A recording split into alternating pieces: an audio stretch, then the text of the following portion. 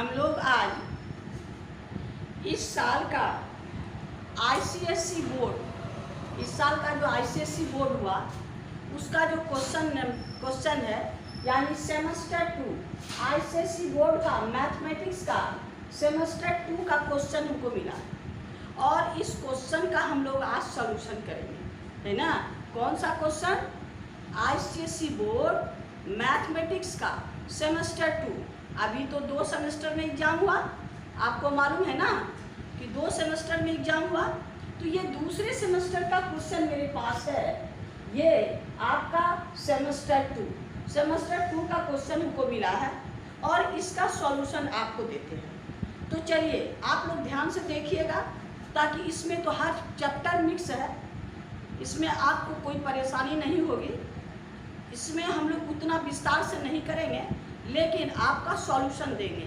तो सॉल्यूशन देखिए। अब हम लोग पॉइंट पे आते हैं। कौन सा चैप्टर, कौन सा क्वेश्चन?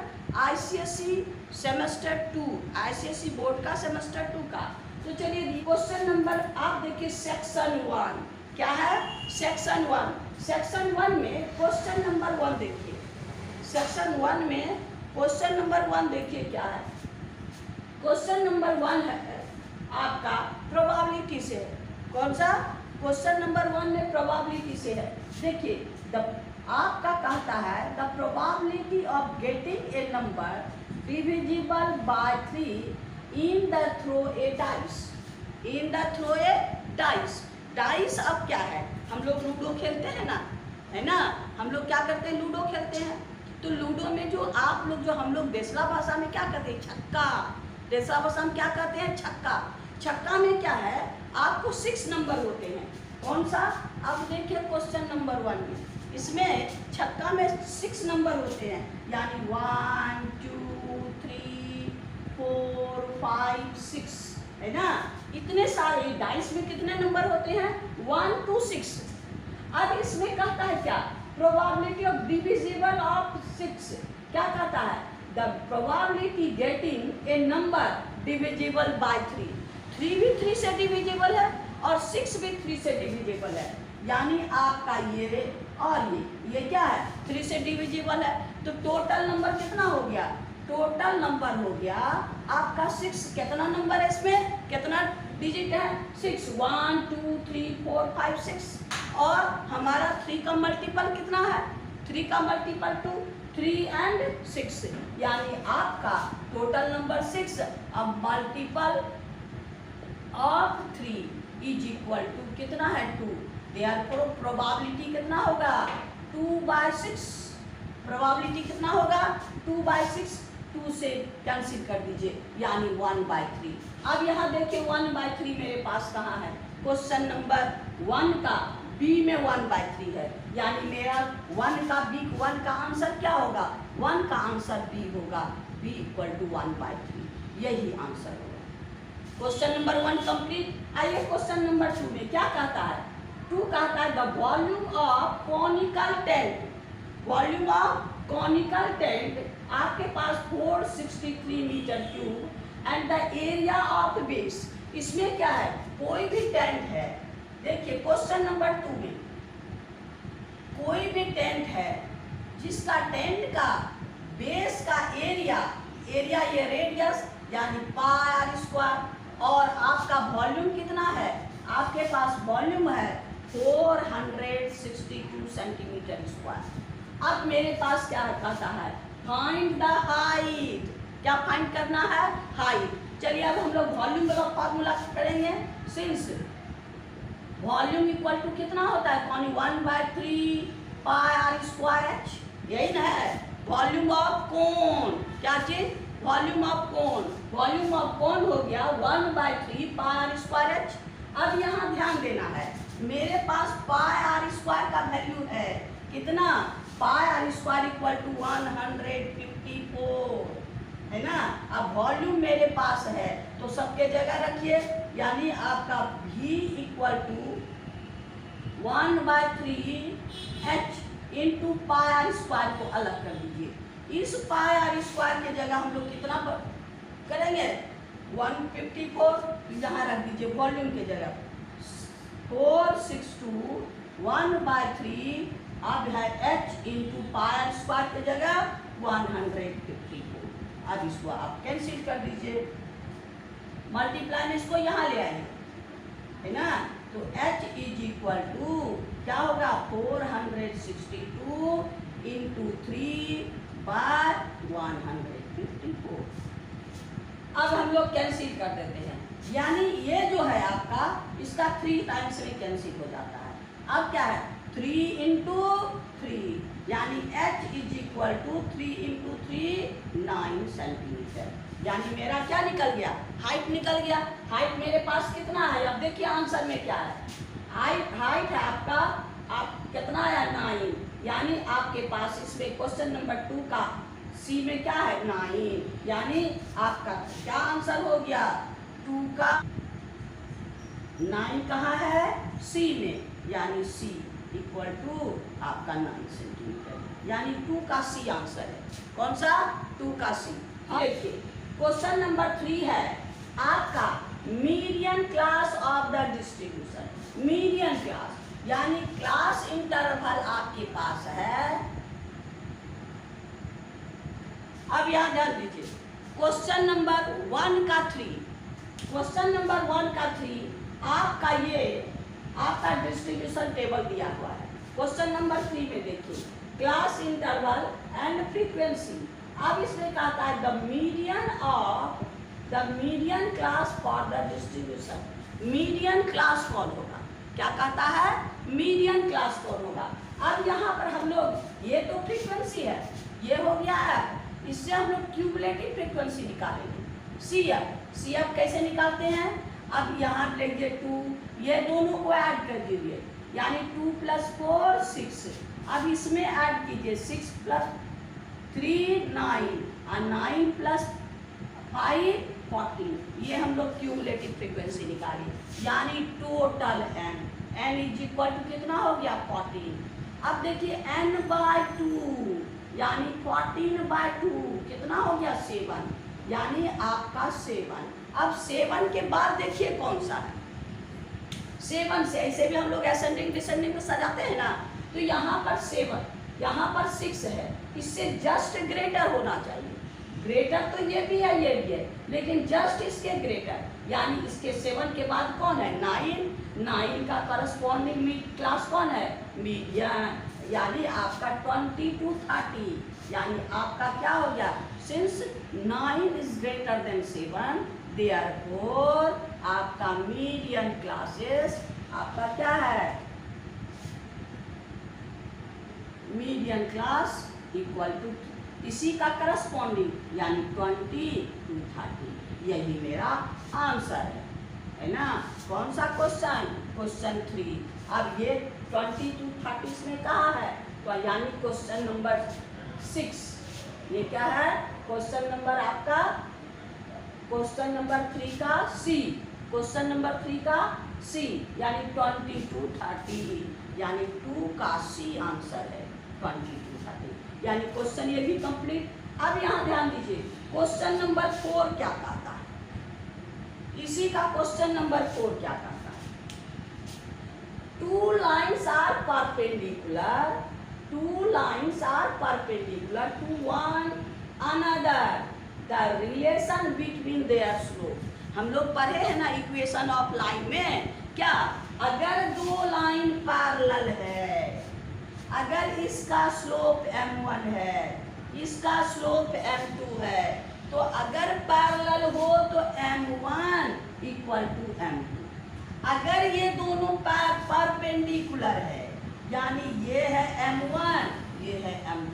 क्वेश्चन यही ना है, if 2 lines are perpendicular to one another, the relation between their slope, यानी जब परपेंडिकुलर होगा तो क्या होगा m1 × m2 = -1। ये परपेंडिकुलर का रिलेशन है, तो हमारा इसमें क्या है m1 × m2 -1।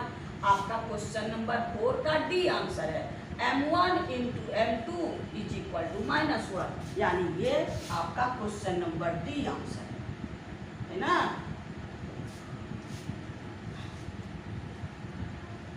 अब देखिए question number 3, question number E क्या कहता है?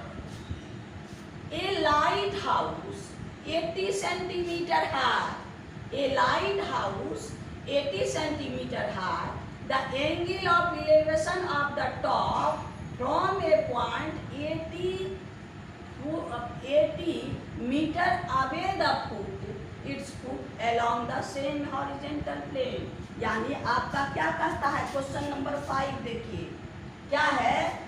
ये 80 सेंटीमीटर लॉन्ग हाइट है, ये 80 सेंटीमीटर लाइट हाउस है।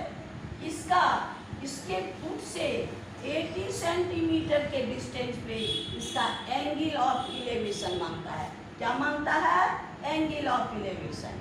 यानी tan थीटा से हम लोग मांगते हैं, थीटा मांगेंगे तो यहाँ पर मेरे पास ये 90 है एंगल ऑफ, है ना।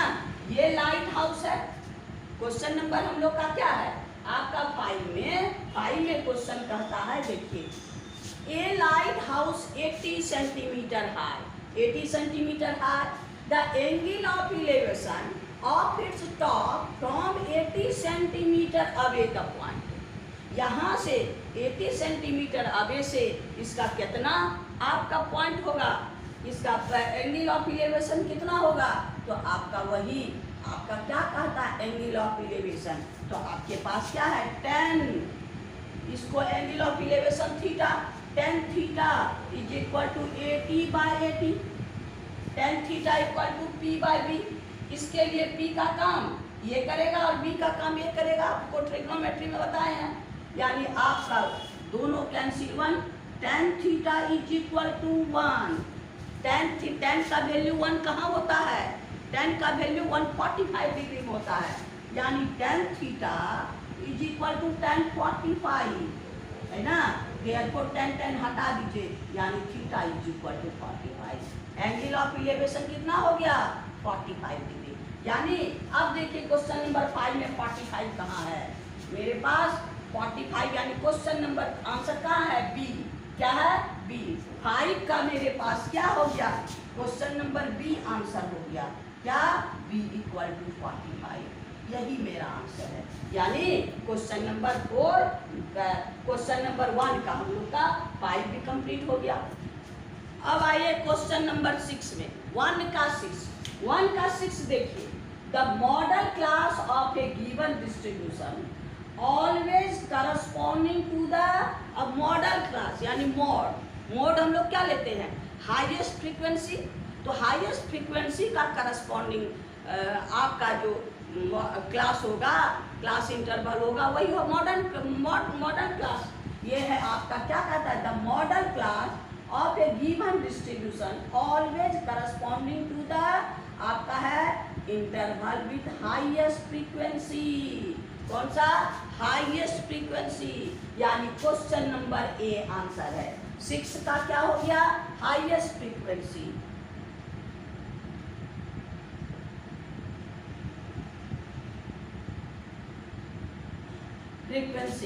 यानी हाईएस्ट फ्रीक्वेंसी का, यानी क्वेश्चन नंबर ए आंसर हो गया, है ना। आपका करस्पॉन्डिंग किसका है? Class interval corresponding to the highest frequency. यानी क्वेश्चन नंबर 6 मेरा हो गया। आइए क्वेश्चन नंबर 7 में क्या कहता है? The coordinates of the point -35 reflected x axis. Question number 7 में देखिए, क्वेश्चन नंबर 7 कहता है द कोऑर्डिनेट्स ऑफ, ये आपका कोऑर्डिनेट्स है, ये एक्स एक्सिस, ये वाई एक्सिस। मेरे पास पॉइंट क्या है? -35, -3, इधर से 1 2 3 -35। अब मान लेते हैं -35 है ना, -35। अब आपको कहता है, देखिए the coordinates of the point P -35 reflected on x axis. X axis से रिफ्लेक्शन होगा, तो आप लोग जानते हैं जब एक्स एक्सिस से रिफ्लेक्शन होता है तो एक्स कोऑर्डिनेट चेंज नहीं होता है। क्या होता है? एक्स कोऑर्डिनेट चेंज नहीं होता है, वाई कोऑर्डिनेट चेंज होता है।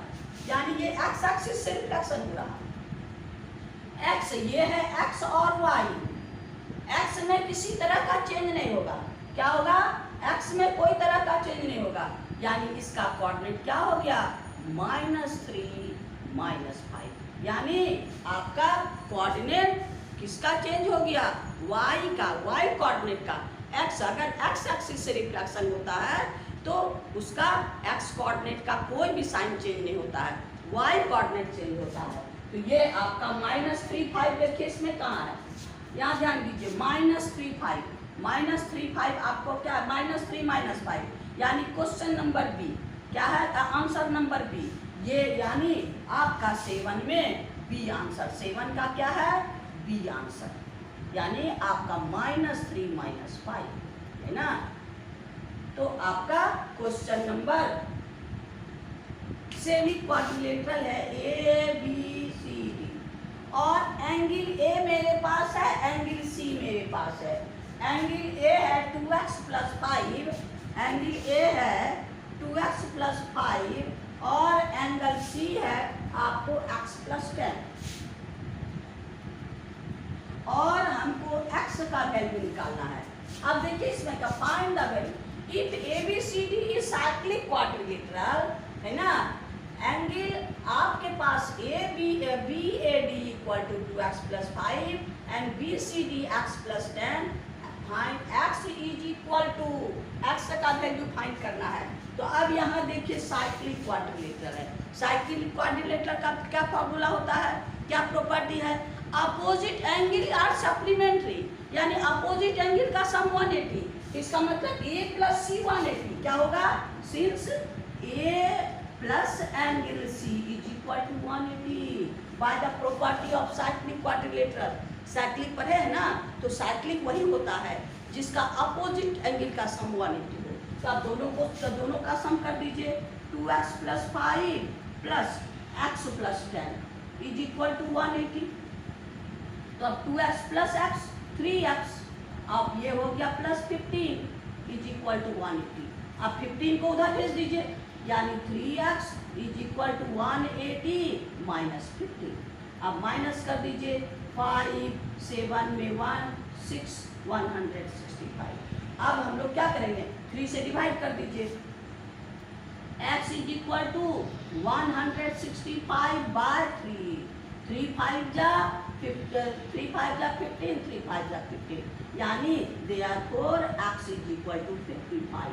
अब देखिए इसमें x इक्वल टू 55 है, तो अब यहाँ पर x इज इक्वल टू 55, यानी आपका C आंसर, C में 55 दिया हुआ है। कौन सा क्वेश्चन में, क्वेश्चन C में 55 दिया है। देयरफॉर यहाँ पर 8 का क्या है, आपका C आंसर, कौन सा C इक्वल टू 55 डिग्री, यही मेरा आंसर है। यानी क्वेश्चन नंबर मेरा 7 ही हो गया। अब हम लोग क्वेश्चन नंबर 9 में क्या है, 9 है ABC are the vertices of the triangle ABC if the centroid is the G 4 3, find the value of x। यानी कोई भी ट्रायंगल है, आपका क्वेश्चन नंबर 9, कोई भी ट्रायंगल है, ट्रायंगल के तीनों वर्टेक्स का आपको कोऑर्डिनेट पता है। क्या पता है, कोऑर्डिनेट पता है। क्या क्या, आपका A इज इक्वल टू आपके पास है 1 4, A है 1 4, B आपके पास है 4 1, और C आपके पास है x 4, है ना। 1 4 4 1 और आपके पास x 4, ठीक। इसका सेंट्रॉइड, सेंट्रॉइड मतलब intersecting point of the median, centroid मतलब intersecting point of the median. Centroid का मेरे पास कितना है, 4 3, ये है आपका 4। अब x का ये तो कोऑर्डिनेट हमको नहीं मालूम है, इसका कोऑर्डिनेट निकालना है। तो अब कोऑर्डिनेट्स ऑफ सेंट्रॉइड क्या होगा, कोऑर्डिनेट्स ऑफ सेंट्रॉइड ये हो गया आपका क्या, एक x1 plus x2 plus x3 by 3 and y1 plus y2 plus y3 by 3, यही तो फॉर्मूला है। तो हम लोग सबका value x1 y1, x2 y2, x3 y3 और xy, ये हो गया आपका xy हो गया। अब हम लोग निकालते हैं, देखिए x1 यहाँ से चालू कीजिए, 1 सबका आगे वाला लेना है, यानी x1 प्लस 4 प्लस x/3 और y हो गया आपका कितना 4 प्लस 1 प्लस 4/3। अब हमको तो x से मतलब है, ये कोऑर्डिनेट मेरे पास मालूम है कितना 4 और 3, तो x ये है और इसका x ये है, दोनों इक्वल होगा, इसका x ये है और इसका x ये है, दोनों को इक्वल कर दीजिए। देयरफॉर आपका 4 is equal to 1 plus 4 plus x/3, cross multiply कर दिए, 4 3 जा 12 प्लस 1 प्लस 4 5 प्लस x। अब x therefore x is equal to 12 minus 5 है ना, यानी 7। क्या हो गया x का वैल्यू 7। अब देखिए x का वैल्यू 7 है इसमें, यहाँ पर हम लोग का x का वैल्यू 7 है, कौन सा C में, आंसर नंबर C, यानी मेरे पास क्या है C का आंसर, ये हो गया आपको 4। आपके पास ये जो क्वेश्चन नंबर कौन है आपका 9, क्वेश्चन नंबर 9 का आपका C आंसर है, कौन सा x इज इक्वल टू आपके पास 7, यही मेरा आंसर है, यानी क्वेश्चन नंबर 9 का C आंसर है। तो हम लोग क्वेश्चन नंबर 9 के बाद हम लोग 10 में चलते हैं, कौन सा क्वेश्चन, क्वेश्चन 10 देखिए, the radius of roller 100 centimetre and long and the 14 centimetre the curve surface area of the roller, यानी हम लोग को रोलर का कर्व सरफेस एरिया निकालना है। ये आपका रोलर है, चलिए 10 नंबर क्वेश्चन, ये आपका रोलर है ना, ये रोलर का आपका h यानी लेंथ, ये क्या है लेंथ, अगर किसी को ऐसे खड़ा कर दीजिए तो हाइट का काम करेगा और ऐसे कर देंगे तो क्या होगा लेंथ का काम करेगा, तो ये है। और इसका रेडियस, इसका लेंथ कितना है आपके पास लॉन्ग 100 सेंटीमीटर लॉन्ग और रेडियस कितना है आपका 14 सेंटीमीटर। अब हमारे पास कर्व सरफेस एरिया क्या निकालना है, find the curve surface area of the roller, यानी कर्व सरफेस एरिया। अब ये कैसा रोलर कौन सा शेप का होता है, सिलेंड्रिकल से, ध्यान दीजिएगा शेप देखना है तो सिलेंड्रिकल, तो सिलेंडर वाला फॉर्मूला लगाएंगे, सिलेंडर का कर्व सरफेस एरिया क्या है 2 पाई r, h के जगह हम लोग क्या लिखेंगे l, h के जगह क्या लिखेंगे l। अब सबका वैल्यू बैठा दीजिए, 2 × 22/7, रेडियस है 40 इंटू लेंथ है 100। अब ये 7 2 जा, अब क्या है 2 2 जा 4 4 2 जा 8 और 88 इंटू 100, यानी कितना सेंटीमीटर स्क्वायर, यानी हम लोग का कर्व सरफेस एरिया निकल गया। अब हमको ढूंढना है क्या, इसमें देखिए है कि नहीं आंसर, इसमें आपका क्वेश्चन नंबर 10 का क्या है D, क्वेश्चन नंबर 10 का 88 सेंटीमीटर स्क्वायर किसमें है आपका D में आंसर, इसका मतलब है 10 का D, कौन सा आंसर 10 का मेरे पास D आंसर कितना 8800 सेंटीमीटर स्क्वायर, यानी क्वेश्चन नंबर हम लोग का 10 कंप्लीट हो गया। तो क्वेश्चन नंबर 1 में 10 क्वेश्चन थे, क्या क्वेश्चन नंबर 1 में 10 क्वेश्चन थे और 10 क्वेश्चन हम लोग का कंप्लीट हो गया, यानी सेक्शन ए मेरा कंप्लीट हो गया। कौन सा सेक्शन, सेक्शन ए कंप्लीट हो गया। अब हम लोग सेक्शन बी में चलते हैं, क्वेश्चन 2, यानी क्वेश्चन पेपर का क्वेश्चन नंबर 2। अभी क्वेश्चन पेपर का 1 क्वेश्चन का हम सारा प्रॉब्लम सॉल्व किए। अब आइए क्वेश्चन पेपर का आपका क्वेश्चन नंबर 2, क्वेश्चन नंबर 2 का 1 क्वेश्चन देखिए, क्वेश्चन नंबर 2 का 1 में क्या है आपको प्रूविंग है, यानी 1/1 plus sine theta 1/1 plus sine theta plus 1/1 minus sine theta is equal to 2 sec square theta, यही प्रूव करना है। तो और भी इजी है, ट्रिग्नोमेट्री हम लोग पढ़े हैं। चलिए LHS को लीजिए। LHS क्या है? 1 plus sine theta plus 1 minus sine theta, क्या हो गया? एलसीएम ले लीजिए। तो 1 plus sine theta 1 minus sine theta, 1 plus sine theta और 1 माइनस साइन थीटा। तो अब ये यहाँ है, ये यहाँ चला जाएगा तो क्या है? 1 minus sine theta plus 1 plus sine theta, यानी ये यहाँ और ये यहाँ। अब क्या क्या कैंसिल? ये दोनों कैंसिल। अब आइए, अब मेरे पास 1 plus 1 2 a minus a plus B a minus B, हम लोग जानते हैं ना a minus B a plus B, तो क्या हो गया? a square minus B square. यही तो हमको काम करना है। 1 plus sine theta 1 minus sine theta, यानी 1 का स्क्वायर माइनस साइन थीटा का स्क्वायर, तो क्या हो गया? 2 बार 1 का स्क्वायर 1 साइन थीटा का square sine square theta, 1 minus sine square theta cos square theta, क्या होता है? 1 minus sine square theta cos square theta, यानी 2 बार कॉस स्क्वायर थीटा, यानी 2 into 1 by cos square theta. तो क्या हो? 1 by cos square theta 1 by cos square theta sec square theta, यानी equal to 2 equal to RHS। यही तो हमको प्रूव करना था। यानी आपका क्वेश्चन नंबर 2 का 1 कंप्लीट हो गया। अब क्वेश्चन नंबर 2 का 2 में हम लोग चलते। अब देखिए क्वेश्चन नंबर 2 का 2, कौन सा क्वेश्चन? 2 का 2 का 2 में क्या है? आपका ए आपके पास है ABC, तीनों कोलिनियर है। ABC तीनों क्या है? कोलिनियर है। जब कोलिनियर है तो हमको क्या करना है? फाइंड ए। अब इससे हमको A फाइंड करना है, यानी ABC तीनों का कोऑर्डिनेट मेरे पास है। A 2A plus 2, 3, B 7 4 and C 2A plus 5, 1। ये कोलिनियर है।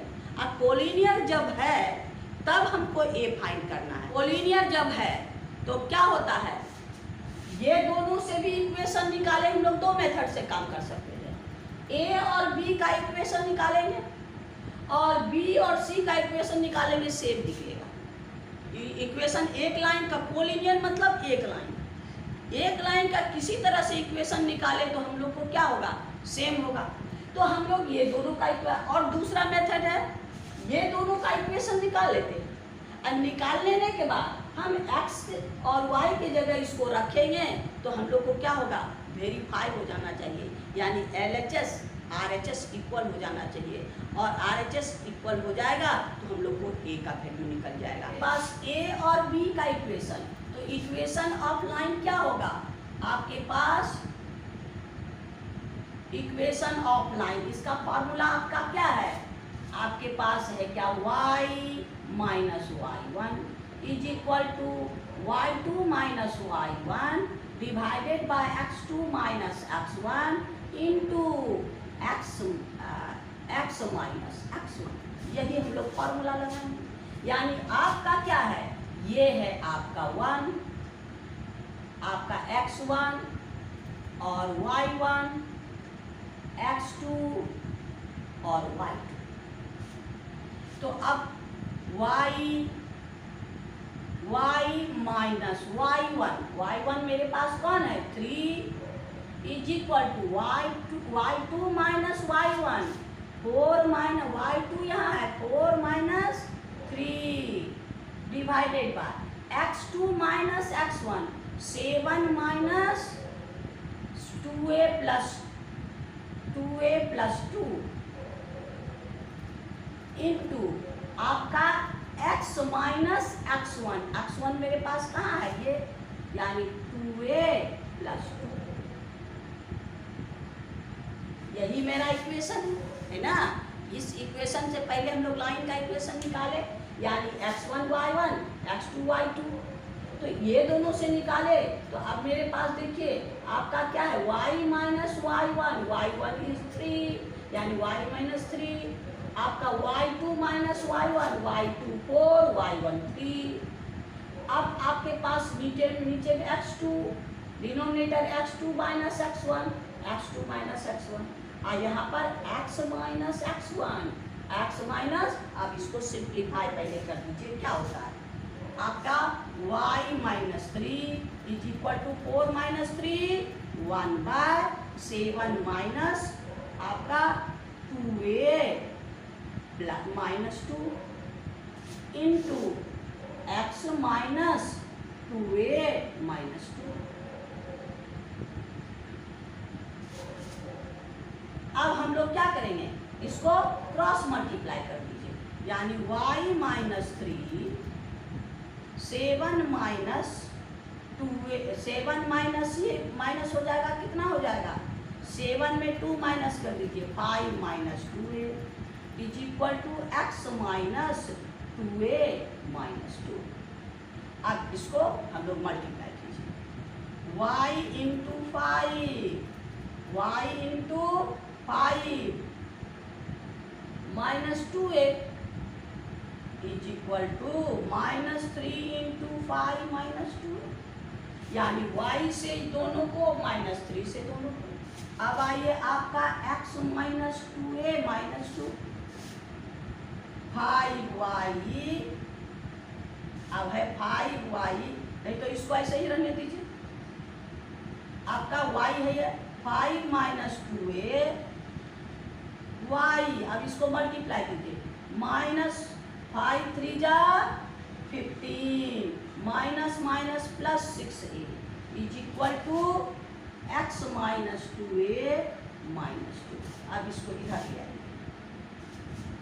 5 माइनस 2a y, अब यहाँ पर आपका क्या है 6a minus 15a minus 15 plus 6a, अब उधर से ले आइए क्या माइनस इधर आएगा तो प्लस 2a, अब plus 2 is equal to x। अब इसको सिंप्लीफाई कर दीजिए यानी ये दोनों को हम इधर ले आए तो अब मेरे पास क्या हो गया 5 माइनस 2a y माइनस, अब यहाँ पर ये और ये दोनों ये निगेटिव ये पॉजिटिव क्या होगा 13 और ये दोनों ऐड हो जाएगा प्लस 8 इज इक्वल टू आपका कितना है x। x को इधर ले आइए यानी 5 minus 2a y minus x is equal to, अब यहाँ ध्यान दीजिए 8a, अब हम लोग इधर ले जाएंगे क्या होगा 13 माइनस 8, ये मेरा क्या है इक्वेशन निकल गया। अब इस इक्वेशन में हम क्या करेंगे x के जगह इसको और x के जगह इसको और y के जगह इसको पुट करके a का वैल्यू निकालेंगे। पुटिंग द वैल्यू ऑफ, यहाँ पर क्या है क्या x इज इक्वल टू कितना 2a plus 5 and y is equal to 2। अब इस पे पुट कर देना है कहाँ कहाँ x के जगह और y के जगह। तो अब हम लोग को क्या हो जाएगा देखिए 5 माइनस 2a, y के जगह हम लोग क्या पुट करेंगे 2, y के जगह 2 यहाँ into 2 is equal to minus x, यहाँ है माइनस x के जगह क्या पुट करेंगे 2a plus 5, 2a plus 5 is equal to आपका 13 माइनस 8। अब इसको सिंप्लीफाई करना, तो एक ही वेरिएबल चेंज हो गया, अब इसको सिंप्लीफाई कीजिए 10 माइनस 4a माइनस 2a और minus 5 is equal to 13 minus 8। अब यहाँ ध्यान देना है 10 और ये क्या हो जाएगा माइनस, ये प्लस ये माइनस, तो 5 अब दोनों पॉजिटिव निगेटिव है तो ये क्या हो गया minus 6a is equal to 13 minus 8a। अब a को इधर कर दीजिए 5 minus 6a plus 8a is equal to 30। अब 5 को उधर भेज दीजिए, यानी plus 8a minus 6a 2a is equal to 13 minus 5 या 13 माइनस 5, यानी आपका 2a इज इक्वल टू 8 और therefore a is equal to 8/2 यानी 4, a इज इक्वल टू 4। यानी हम लोग का क्वेश्चन क्या है, 2 का आंसर, क्वेश्चन नंबर 2 का आंसर कितना है 4। a का वैल्यू कितना आया 4 आया। इसका मतलब है हम लोग का क्वेश्चन का कंप्लीट हो गया, यानी यही मेरा आंसर होगा, है ना। अब हम लोग बढ़ते हैं क्वेश्चन नंबर 3। क्या है क्वेश्चन नंबर 3। आइए क्वेश्चन नंबर हम लोग का 3। क्वेश्चन नंबर 3 में हमको कहता है कैलकुलेट द मीन, क्या, calculate mean of the following frequency table. ये फ्रीक्वेंसी टेबल का मीन फॉलो करना है। तो मीन ये मेरे पास क्लास है, क्लास इंटरवल और फ्रीक्वेंसी। अब हम लोग क्या करेंगे, क्लास इंटरवल से हम लोग पहले x का वैल्यू निकालेंगे, है ना। तो x का वैल्यू निकालेंगे तो क्या हो जाएगा, ये है x, ये हो गया fi, ये हो गया xi। ये दोनों का, ये क्या करेंगे, दोनों का मिड पॉइंट, यानी ये 5 + 15, 5 + 15 बाय 2, यानी 20/2 क्या हो गया 10। तो ये हो गया आपका 10। इसको भी आप करिएगा तो आपका क्या हो जाएगा 20। अब ये दोनों का क्या हो जाएगा 30, ये 30 हो गया, ये 40 हो जाएगा, और इसको भी मल्टीप्लाई कीजिएगा तो ये 50 होगा। दोनों को मल्टीप्लाई कर दीजिए, या क्या करेंगे हम लोग, दोनों को मल्टीप्लाई कर दीजिए। तो ये हो गया fi xi, ये आपका है। तो ये आपका हो गया 20, 120, ये दोनों को मल्टीप्लाई कीजिए, 6 2 जा 12, 120, 4 3 जा 12, 120, हाँ 8 4 जा 32, 320 और 5 4 20, यानी 200। अब इसको ऐड कर दीजिए, यानी आपका समीशन सिग्मा fi और xi सबको ऐड कर दीजिए। तो ऐड कर दीजिएगा, कितना होगा 0 2 2 4 2 6 2 8 हो गया 1 2 3 2 5 2 7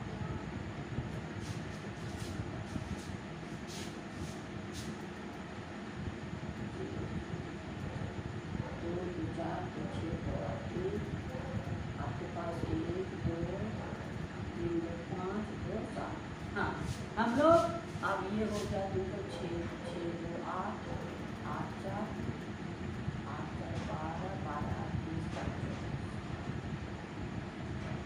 अब देखिए इस सब ऐड कीजिएगा इतना होगा, और f को ऐड कीजिए। अब ये हो गया सिग्मा fi, यानी मीन इक्वल टू क्या हो गया, mean equal to sigma fx fi xi by आपका सिग्मा fi। अब ये आपका 780/20, अब मल्टीप्लाई कर दीजिए। आपका जो है ये हो गया 12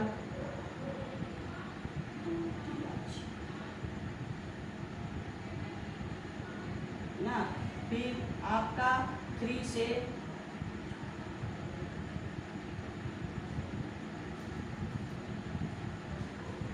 2 से,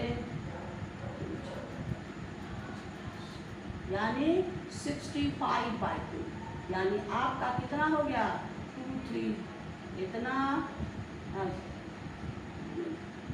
यानी 32। मीन कितना हो गया, mean equal to 32.5।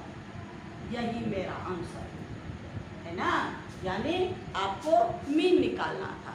Frequency table आपके पास था, डिस्ट्रीब्यूशन टेबल, आपको मीन निकालना था।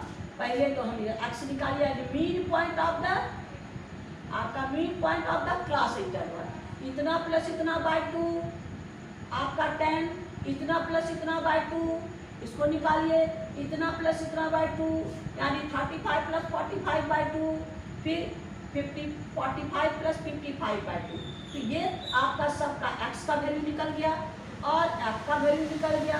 f इंटू एक्स इसको निकाल के सबको ऐड कर दिए, सबको ऐड कर दिए तो f(i(xi) निकल गया।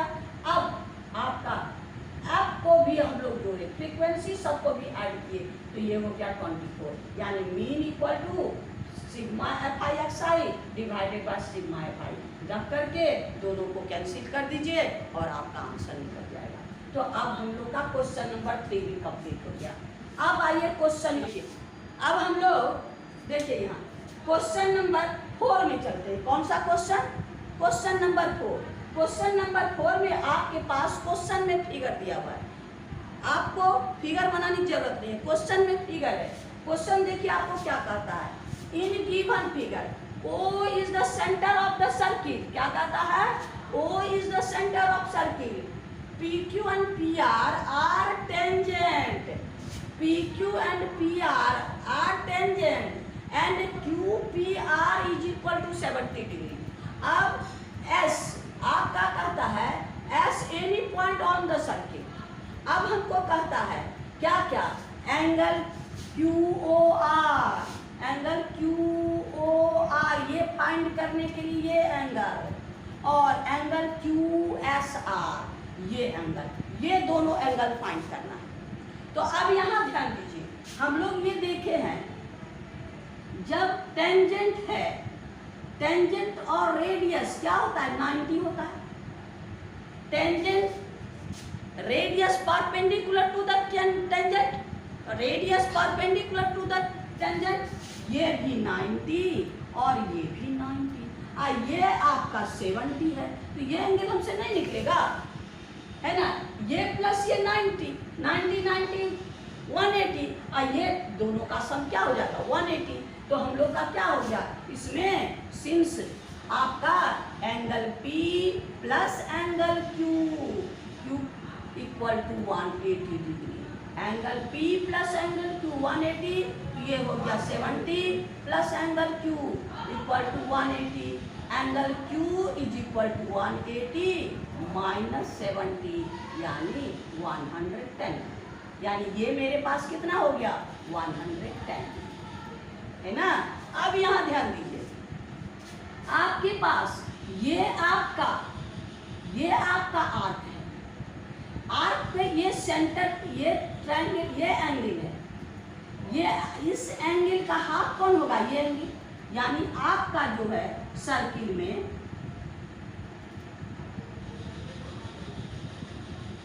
ये एंगल इसका ये एंगल इसका हाफ होगा, है ना, ये एंगल इसका हाफ होगा और ये एंगल इसका हाफ होगा, ये एंगल का हाफ ये एंगल।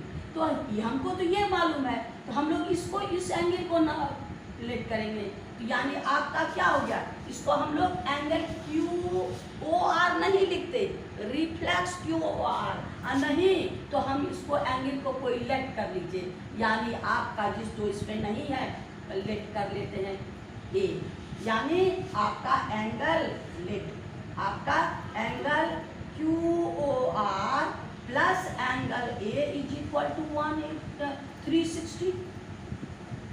तो angle A is equal to क्या होगा 360 माइनस आपका एंगल QOR यानी 360 माइनस 110 डिग्री, तो 110 डिग्री 0 5 यानी 250। अब इसका हाफ S होगा, इस एंगल का हाफ, देयरफॉर एंगल आपका क्या है QSR is equal to half of angle A। ये एंगल इस एंगल, इसका हाफ नहीं, आप लोग गड़बड़ करते हैं कभी कभी, इसका हाफ नहीं लेना है, यानी अल्टरनेट, यानी इसके यहाँ के हाफ लेना है, इधर वाला का इधर हाफ और इधर वाला इधर जो एंगल बनाएंगे उसका हाफ, यानी आपका हाफ ऑफ एंगल है 1/2 × 250 यानी 125 डिग्री, यानी देयरफॉर एंगल आपका कौन QSR इज इक्वल टू 125। यही तो हमको काम करना है, यही मेरा आंसर हो गया है ना। यानी मेरे पास क्वेश्चन नंबर 2 का 4 कंप्लीट, 2 में 4 ही क्वेश्चन थे जो हम लोग का 2 कंप्लीट हो गया। अब हम लोग को क्वेश्चन का 3 में हम लोग चलेंगे।